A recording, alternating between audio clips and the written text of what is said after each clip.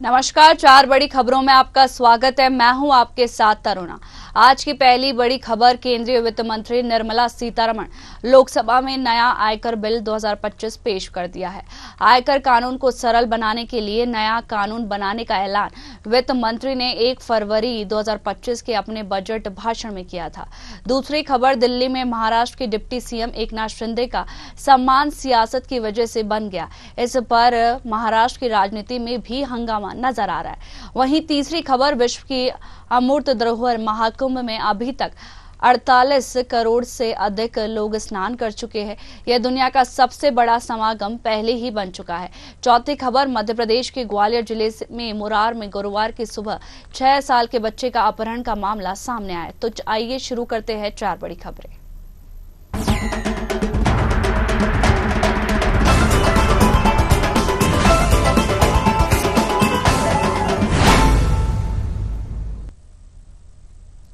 केंद्रीय वित्त मंत्री निर्मला सीतारमण लोकसभा में नया आयकर बिल 2025 पेश कर दिया है।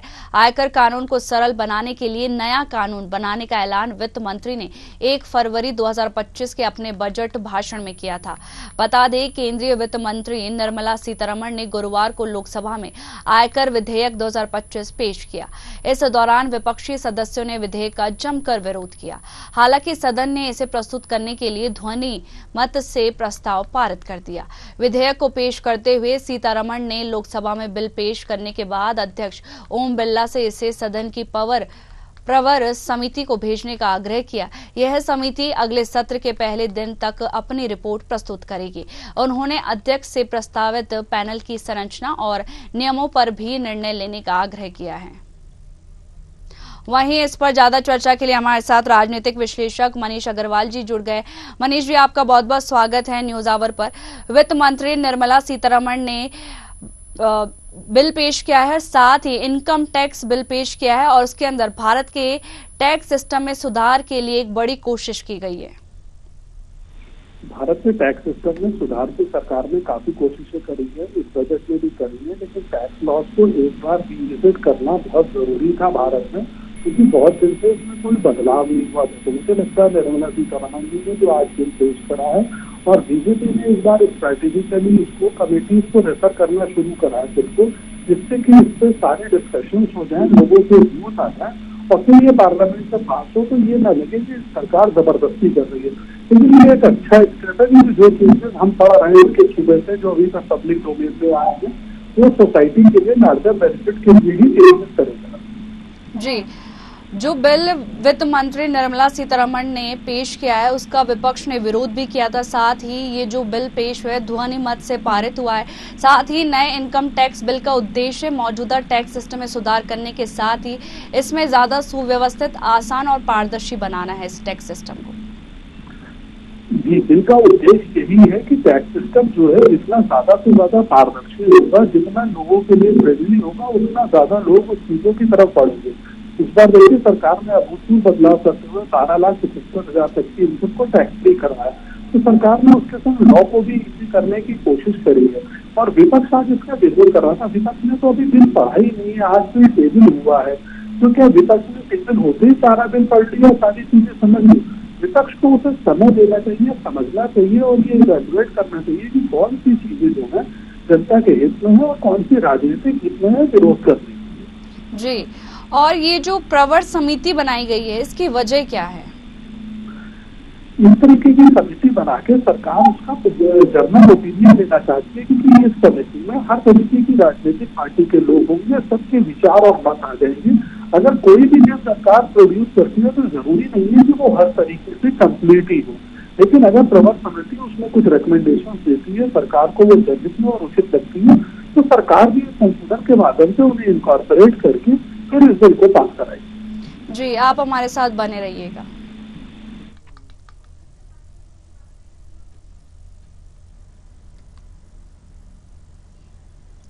दिल्ली में महाराष्ट्र के डिप्टी सीएम एकनाथ शिंदे का सम्मान सियासत की वजह से बन गया है। इस पर महाराष्ट्र की राजनीति में एक बार हंगामा नजर आ रहा है। इस सम्मान को लेकर महाविकास आघाड़ी एमवीए में सहयोगी पार्टी शिवसेना यूबीटी की ओर से नाराजगी जताई गई है। दरअसल शिंदे का सम्मान शरद पवार की पार्टी ने एकनाथ शिंदे को महादजी शिंदे राष्ट्र गौरव पुरस्कार प्रदान किया है। यह सम्मान खुद शरद पवार ने दिया है, जो शिवसेना यूबीटी को रास नहीं आ रहा है। राज्यसभा में शिवसेना यूबीटी के सांसद संजय राउत ने कहा कि शिंदे ने ही अमित शाह की मदद से शिवसेना को तोड़ा था। शिंदे का सम्मान करना बीजेपी के नेता का सम्मान करने के जैसा है। हम जिसे महाराष्ट्र का दुश्मन समझते हैं, उस पार्टी को उसे ऐसा सम्मान देना महाराष्ट्र की गौरव और आघात करने जैसा है। बता दें, शरद पवार की गुट की पार्टी एनसीपी की ओर से 11 फरवरी को एकनाथ शिंदे को महादजी शिंदे राष्ट्र गौरव पुरस्कार सम्मान प्रदान किया। यह सम्मान 98वें अखिल भारतीय मराठी साहित्य सम्मेलन में प्रदान किया गया। एनसीपी ने कहा कि यह राजनीति नहीं बल्कि साहित्य का कार्यक्रम था।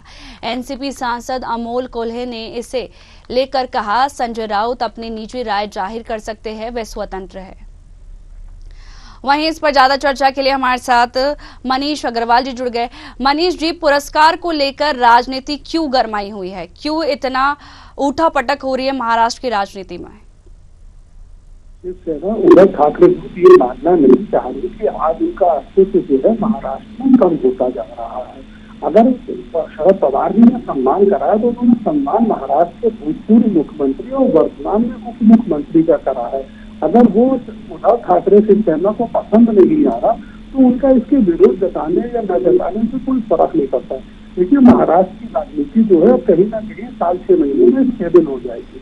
शरद पवार जी ये देख रहे हैं कि जिस तरीके से महाराष्ट्र में विधानसभा चुनावों में बदलाव आया है और केंद्र की सरकार ने उसके बाद हरियाणा और दिल्ली में भी बहुत अच्छा प्रदर्शन करा है, तो मुझे लगता है शरद पवार जी अब उद्धव ठाकरे के गुट के साथ रहना नहीं चाहते और कहीं ना कहीं वो अपना अस्तित्व जो है एनडीए में तलाश करें। ये भी देखा जा रहा है कि जब देवेंद्र फडणवीस बैठक बुलाते हैं तो एकनाथ शिंदे कहीं ना कहीं नदारद नजर आते हैं। अभी भी जो बैठक हुई थी उसमें नदारद दिखे थे एकनाथ शिंदे। ये थोड़ा सा बीजेपी के लिए राजनीतिक मुश्किल है, क्योंकि बीजेपी ने उस समय देवेंद्र फडणवीस जी को इसके लिए तैयार जी।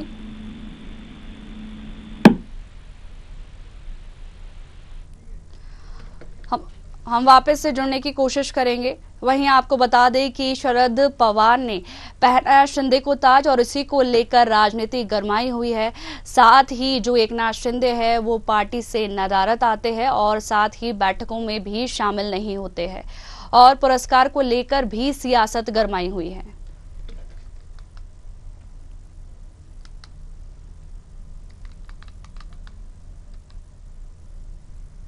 बता दें कि महादजी शिंदे राष्ट्र गौरव पुरस्कार दिया गया है और उसी को लेकर जो सियासत है वो गरमाई हुई है।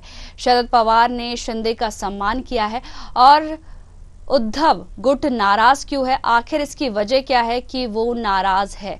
राज्यसभा में शिवसेना यूबीटी के सांसद संजय राउत ने कहा कि शिंदे ने ही अमित शाह की मदद से शिवसेना को तोड़ा था। बता दें, शिंदे का सम्मान करना बीजेपी के नेता का सम्मान करने की जैसा ही है। हम जिसे महाराष्ट्र का दुश्मन समझते हैं, उस पार्टी को उसे ऐसा सम्मान देना और महाराष्ट्र के गौरव पर आघात करने जैसा है। बता दें कि शरद पवार की पार्टी, शरद पवार गुट की पार्टी एनसीपी की ओर से 11 फरवरी को एकनाथ शिंदे को। वहीं इस पर ज्यादा चर्चा के लिए हमारे साथ राजनीतिक विश्लेषक मनीष अग्रवाल जी जुड़ गए हैं। मनीष जी, जो उद्धव ठाकरे गुट है वो नाराज क्यों नजर आ रहा है? गुट को ये बर्दाश्त नहीं हो रहा कि शरद पवार जी की नजदीकियां शिंदे जी से बढ़ रही है। उद्धव ठाकरे गुट को ये लग रहा है कि अब हम महाराष्ट्र की राजनीति में अकेले पड़ते जा रहे हैं, क्योंकि महाराष्ट्र में अगला राजनीतिक इम्तिहान जो है वो मुंबई नगर पालिका के चुनाव है और बीजेपी पूर्णतः ये कोशिश करेगी कि जितने ज्यादा से ज्यादा लोगों को वो जोड़ पाए उसमें, क्योंकि उद्धव ठाकरे ग्रुप जो है 1995 से मुंबई की नगर पालिका पे काबिज है और वहाँ पे उसका बहुत बड़ा अस्तित्व है। अगर वो मुंबई की नगर पालिका का चुनाव भी हार जाते हैं तो उनके अस्तित्व को बहुत बड़ा खतरा हो जाएगा महाराष्ट्र की राजनीति। जी, देवेंद्र फडणवीस ने अभी बैठक बुलाई थी और उस बैठक से एकनाथ शिंदे नदारद नजर आए थे, आखिर क्यों? देखिए, राजनीतिक पार्टियां ऐसी परिस्थितियों में ऐसी चीजें करती रहती है, लेकिन देवेंद्र फडणवीस ने जो जैसे शिंदे जी के नीचे काम करा था, शिंदे जी को भी आज ये चीज समझनी पड़ेगी देर सवेर कि भाजपा जो है इस समय बहुत बड़ा जनाधार और बहुत बड़ा वोट बैंक लेके आई है महाराष्ट्र में, इसलिए इस बार उनका मुख्यमंत्री बनना चाहेगा और देवेंद्र फडणवीस जी को साथ लेके चलना पड़ेगा शिंदे जी को। जी, शिवसेना यूबीटी के सांसद संजय राउत ने ये भी कहा है कि शिंदे ने ही अमित शाह की मदद से शिवसेना को तोड़ा था। ये संजय राउत जी का ओपिनियन हो सकता है अपना, लेकिन जब उन्होंने तोड़ा था या जब भी राजनीतिक पार्टियां ऐसी चीजें करती है तो जिस पार्टी के संग में होता है ये उसकी जिम्मेदारी होती है, उसको ध्यान रखना चाहिए कि ऐसा क्यों हो रहा है। क्योंकि शिवसेना ये उद्धव ठाकरे ग्रुप ये भूल रहा है कि 55 विधायकों में से अगर किसी पार्टी के 40 विधायक किसी और जगह चले जाते हैं तो ये पार्टी की लीडरशिप का फेलियर होता है। जिसने तोड़ा है उसका फेलियर कम है, क्योंकि जिसकी पार्टी टूटी है उसका फेलियर ये ज्यादा होता है। जी, तमाम जानकारी के लिए आपका बहुत बहुत शुक्रिया। धन्यवाद।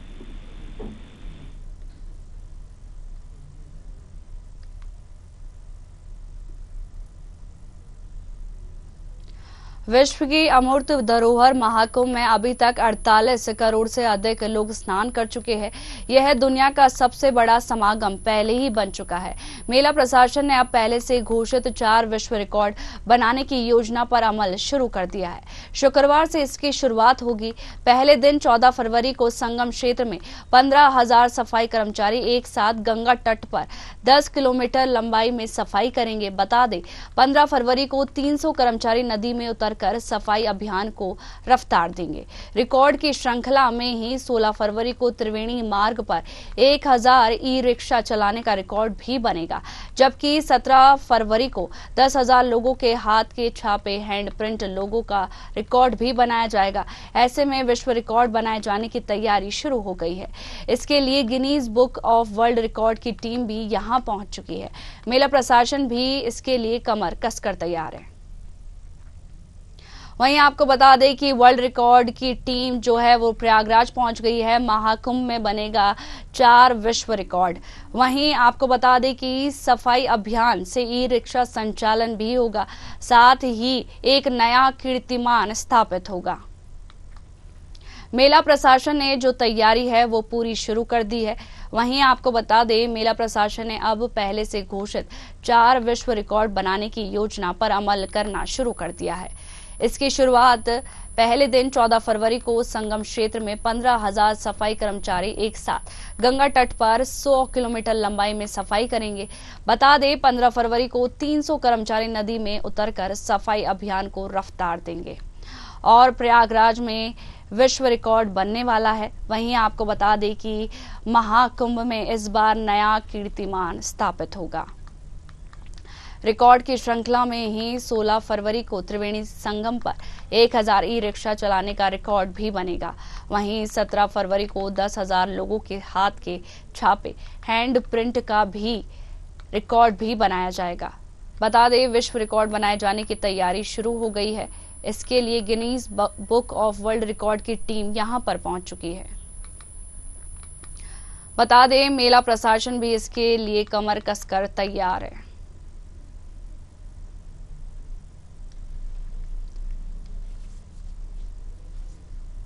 बता दें, इस बार का जो महाकुंभ है, अभी तक महाकुंभ में 48 करोड़ से ज्यादा लोगों ने संगम में डुबकी लगा ली है। वहीं यह दुनिया का सबसे बड़ा समागम पहले ही बन चुका है। मेला प्रशासन ने अब तक पहले से घोषित 4 विश्व रिकॉर्ड बनाने की योजना शुरू कर दी है। वहीं आपको बता दें कि इसकी शुरुआत पहले दिन 14 फरवरी को संगम क्षेत्र से होगी। वहीं इसके बाद में 15 फरवरी को 300 कर्मचारी नदी में सफाई करेंगे। वहीं इस पर ज्यादा चर्चा के लिए हमारे साथ प्रयागराज से संवाददाता नन्हे सिंह जुड़ गए हैं। नन्हे सिंह, महाकुंभ में इस बार विश्व रिकॉर्ड बनने जा रहा है। ये बताना चाहेंगे कि त्रिवेणी संगम में जो आस्था की डुबकी है, करोड़ों की संख्या में, महाकुंभ में आपने जो है यहाँ आस्था की काफी संख्या में श्रद्धालुओं ने डुबकी लगाई।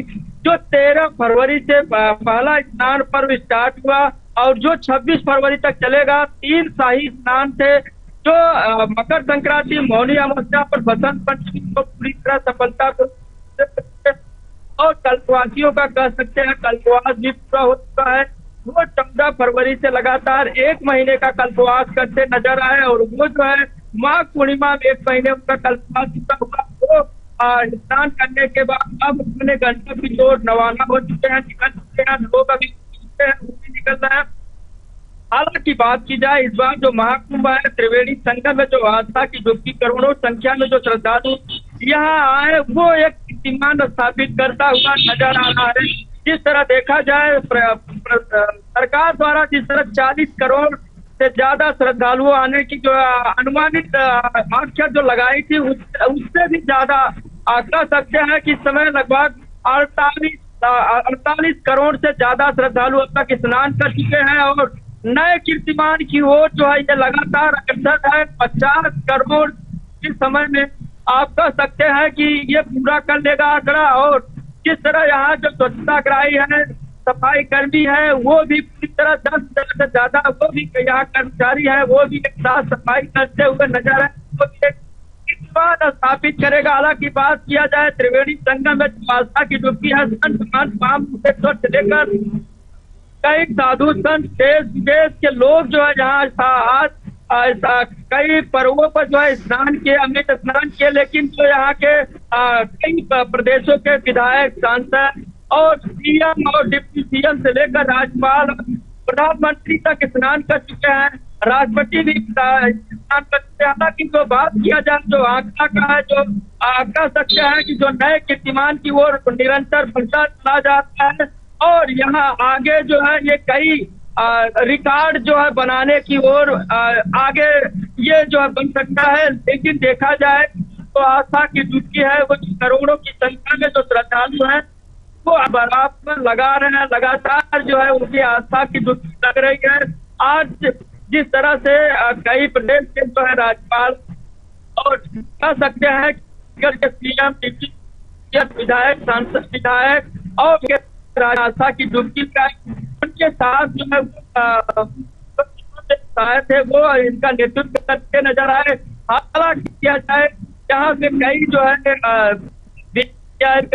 संत महंत महामंडलेश्वर लगातार उनका स्नान करा रहे, कई उद्योगपति स्नान करा रहे। जिस तरह त्रिवेणी संगम में है वो जो है उद्योगपति भी इस बार लगाने आए, कई उद्योगपति यहाँ चाहे मुकेश हो, कई उद्योगपति भी स्नान कर चुके हैं। विदेश के कई उद्योगपति यहाँ कल्पवास करते नजर आए।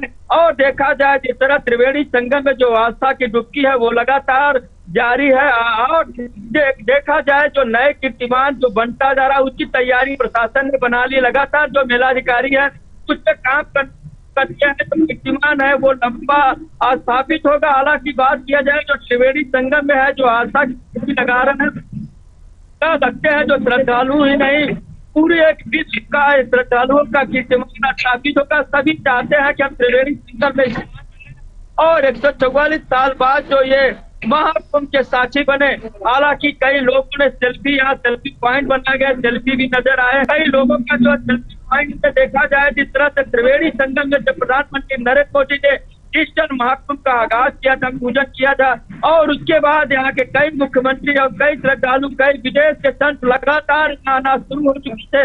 हालांकि मौनी अमावस्या पे काफी ज्यादा संख्या में श्रद्धालु आ गए, उनकी आस्था की डुबकी लगाई। कई ऐसे जहाँ घटना घटने के बाद भी जो श्रद्धालु थे वो कम नहीं होते नजर आए। कई संख्या में, लाखों की संख्या में, करोड़ों की संख्या में जो यहाँ संत कह सकते हैं जो श्रद्धालु आए वो शिविरों में रुके थे और वो जो है यहाँ से प्रस्थान कर चुके हैं अपने गंतव्य की तरफ। और यहाँ अभी एक स्नान पर और बाकी है।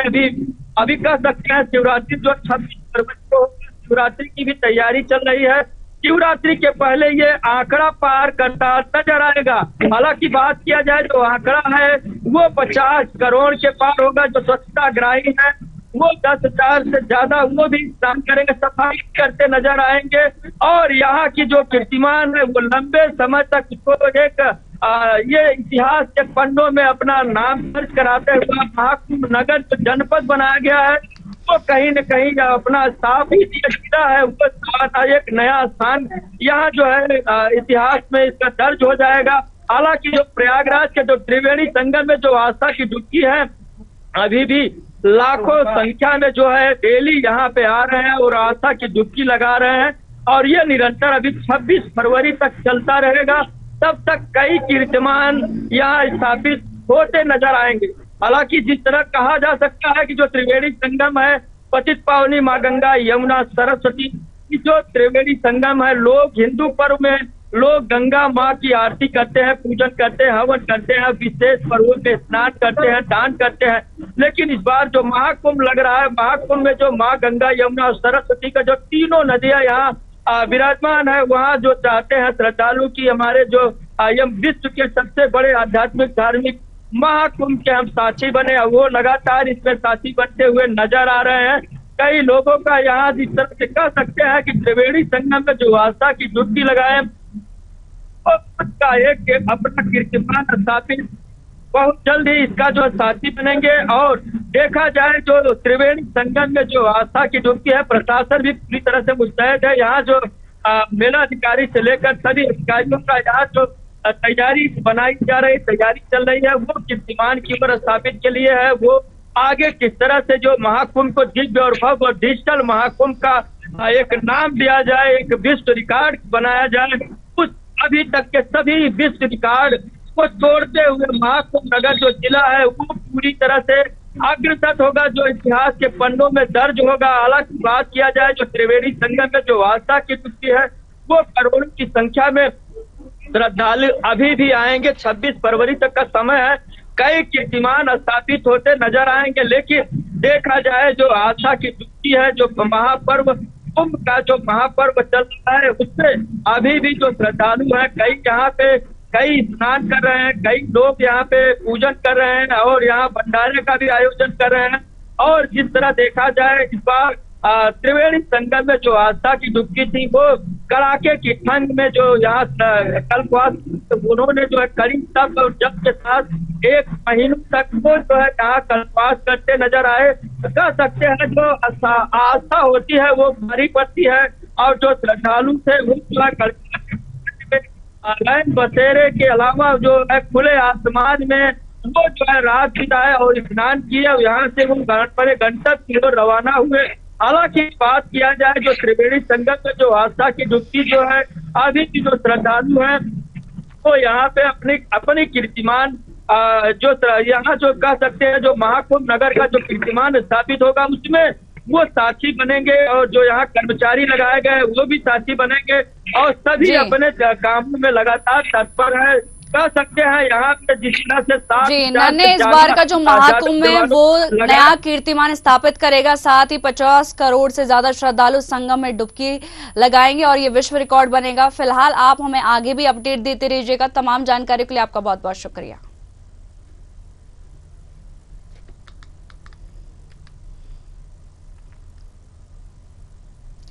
मध्य प्रदेश के ग्वालियर जिले में मुरार में गुरुवार की सुबह 6 साल के बच्चे का अपहरण का मामला सामने आया। मां बच्चे को स्कूल लेकर जा रही थी, तभी बाइक पर 2 बदमाश आए और महिला की आंख में मिर्ची झोंक दी। इसके बाद बच्चे को उठाकर ले गए। घटना सीसीटीवी में कैद हो गई है। यह घटना मुरार थाना क्षेत्र के सीपी कॉलोनी की है। बच्चे का नाम शिवॉय है। वहीं शक्कर कारोबारी राहुल गुप्ता के बेटे का अपहरण हुआ है। इस घटना का वीडियो भी सोशल मीडिया पर जमकर वायरल हो रहा है, जिसमें बदमाशों को बच्चे को उठाकर भागते हुए देखा जा सकता है। पुलिस ने फुटेज के आधार पर बदमाशों की तलाश शुरू कर दी है और नाकाबंदी कर वाहनों की जांच की जा रही है। बताया जा रहा है कि आरोपी दतिया की ओर भागे हैं। वहीं बच्चे के अपहरण की सूचना मिलते ही मौके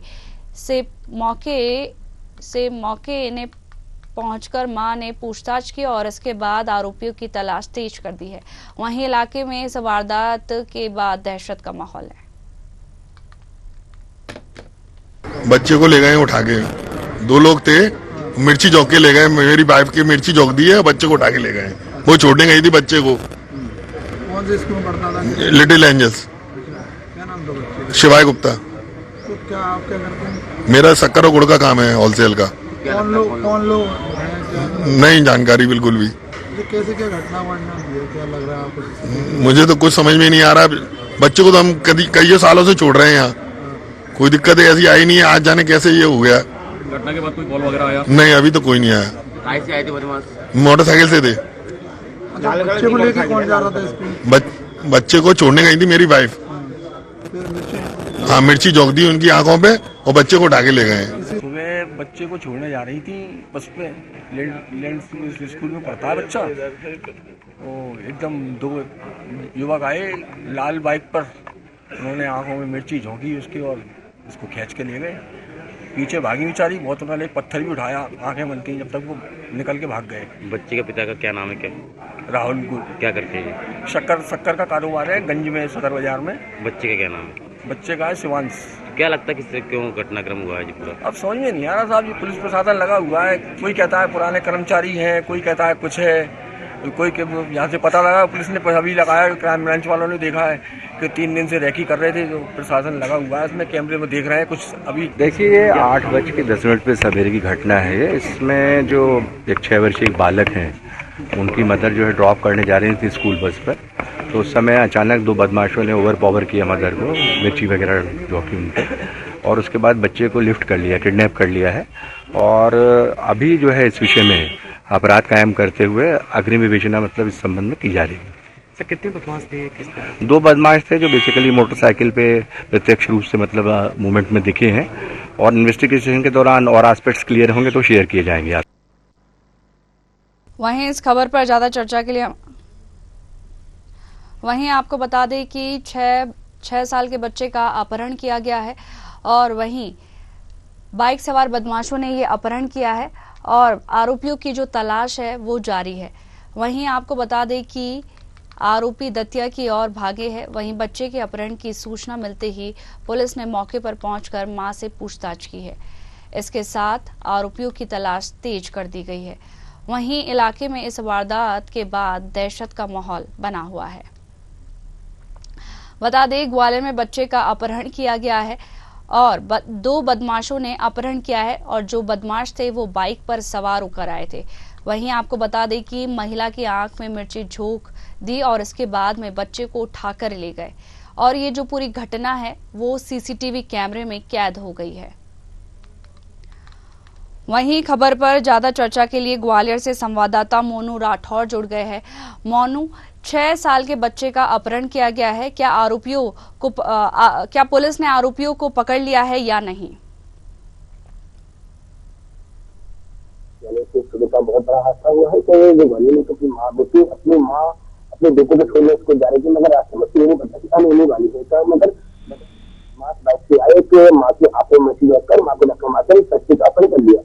वहीं पूरे मोहल्ले में क्षेत्र में संचलन कर गए, पुलिस और बड़े वरिष्ठ अधिकारी मौके पर पहुंचे, मगर बताया जा रहा है कि बच्चे के साथ अपहरण हुआ है, वो दतिया की ओर रवाना हुए, मगर आईजी अजीत सफाई ने बड़ी ढूंढने वाले को 30 हजार रुपये इनाम भी खत्म है। तमाम जानकारी के लिए आपका बहुत बहुत शुक्रिया।